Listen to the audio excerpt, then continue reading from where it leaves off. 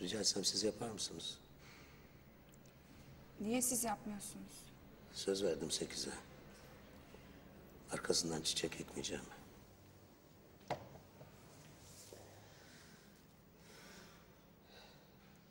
Niye gitmiyorsunuz cenazesine? Nasıl gideyim? Tanımıyorum ki.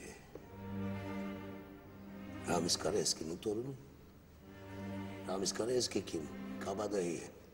Ne işim olabilir öyle bir adamla? Koskoca Kenan Birkan. Mümkün değil Eyşan. Ya nasıl açıklarım o çocuğu? Küçücük çocuk. Kimsesi yok. Sessiz sessiz ağlıyor yanımda.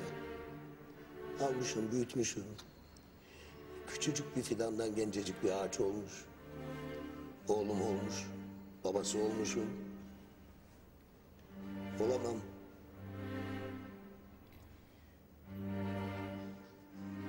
Bunca insan?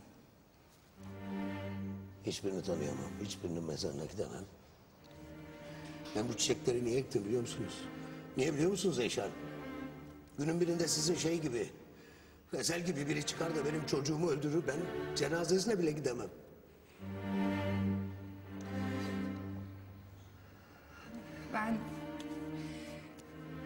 Ben sizin gibi değilim Kenan Bey.